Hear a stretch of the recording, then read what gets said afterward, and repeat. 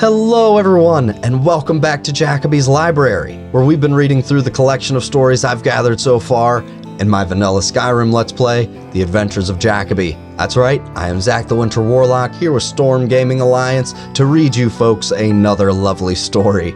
Today's story is called The Armorer's Challenge, and it is a challenge between two armorers. No, I promise it's more interesting in that, but I think you'll just have to take a look. Without further ado, The Armorer's Challenge. The Armorer's Challenge. 300 years ago, when Kataraya became Empress, the first and only Dunmer to rule all of Tamriel, she faced opposition from the Imperial Council. Even after she convinced them that she would be the best regent to rule the Empire while her husband Pelagius sought treatment for his madness, there was still conflict. In particular from the Duke of Venghetto, Thane Minglemire, who took a particular delight in exposing all of the Empress's lack of practical knowledge.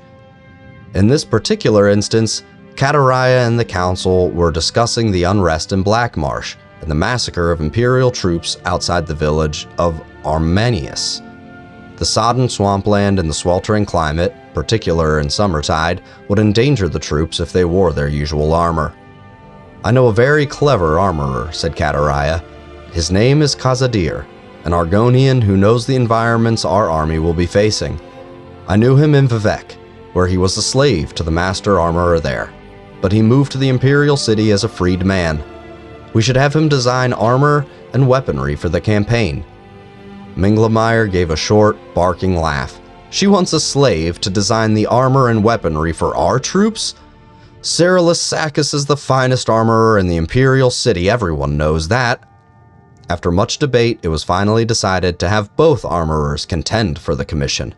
The council also elected two champions of equal power and prowess, Nandal Baraid and Raphaelis Yul, to battle using the arms and armaments of the real competitors in the struggle. Whichever champion won, the armorer who supplied him would earn the Imperial Commission. It was decided that Baraid would be outfitted by Hazadir and Yul by Sacus. The fight was scheduled to commence in 7 days. Cyrillus Sacus began work immediately. He would have preferred more time, but he recognized the nature of the test. The situation in Armenius was urgent. The Empire had to select their armorer quickly, and once selected, the preferred armorer had to act swiftly and produced the finest armor and weaponry for the Imperial army in Blackmarsh. It wasn't just the best armorer they were looking for, it was the most efficient. Sacus had only begun steaming the half-inch strips of black virgin oak to bend into bands for the flanges of the armor's joints when there was a knock at the door. His assistant, Fandius, ushered in the visitor. It was a tall reptilian of common markings, a dull, green-fringed hood, bright black eyes, and a dull brown cloak. It was Kazadir, Kataraya's preferred armorer. "I wanted to wish you the best of luck on the... Is that ebony?" It was indeed. Sacus had bought the finest quality ebony weave available in the Imperial City as soon as he heard of the competition and had begun the process of smelting it. Normally it was a 6-month procedure refining the ore, but he hoped that a massive convection oven stoked by white flames born of magicka would shorten the operation to 3 days. Sacus proudly pointed out the other advancements in his armory. The acidic lime pools to sharpen the blade of the daikatana to an unimaginable degree of sharpness. The akaviri forge and tongs he would use to fold the ebony back and forth upon itself. Kazadir laughed. "Have you been to my armory? It's 2 tiny smoke-filled rooms. The front is a shop. The back is filled with broken armor, some hammers, and a forge. That's it. That's your competition for the millions of gold pieces in Imperial Commission. I'm sure the Empress has some reason to trust you to outfit her troops," said Cyrillus Sacus kindly. He had, after all, seen the shop and knew that what Kazadir said was true. It was a pathetic workshop in the slums, fit only for the lowliest of adventurers to get their iron daggers and cuirasses repaired. Sacus had decided to make the best quality regardless of the inferiority of his rival. It was his way of how he became the best armorer in the Imperial City. Out of kindness, and more than a bit of pride, Sakis showed Khazad-dûr how, by contrast, things should be done in a real professional armory. The Argonian acted as an apprentice to Sakis, helping him refine the ebony ore and to pound it and fold it when it was cooled. Over the next several days, they worked together to create a beautiful daikatana with an edge honed sharp enough to trim a mosquito's eyebrows, enchanted with flames along its length by one of the Imperial battle mages, as well as a suit of armor of bound wood, leather, silver, and ebony to resist the winds of oblivion.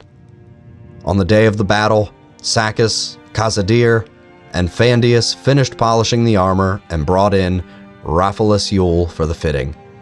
Khazad-dûr left only then, realizing that Nandor Barade would be at his shop shortly to be outfitted. The two warriors met before the Empress and Imperial Council in the arena, which had been flooded slightly to simulate the swampy conditions of Black Marsh. From the moment Sakis saw Yule in his suit of heavy ebony and blazing daikatana, and Barade in his collection of dusty, rusted lizard scales and spear from Khazad-dûr's shop, he knew who would win. And he was right. The first blow from the daikatana lodged in Barade's soft shield, as there was no metal trim to deflect it. Before Yule could pull his sword back, Barade let go of the now flaming shield, still stuck on the sword, and poked at the joints of Yule's ebony armor with his spear. Yule finally retrieved his sword from the ruined shield and slashed at Barade, but his light armor was scaled and angled, and the attacks rolled off into the water, extinguishing the daikatana's flames. When Barade struck at Yule's feet, he fell into the churned mud and was unable to move. The Empress, out of mercy, called a victor. Khazad-dûr received the commission, and thanks to his knowledge of Argonian battle tactics and weaponry and how best to combat them, he designed implements of war that brought down the insurrection in Armenius. Kataraya won the respect of council, and even, grudgingly, that of Thane Minglemire. Cyrillus Sakis went to Morrowind to learn what Khazad-dûr learned there, and was never heard from again.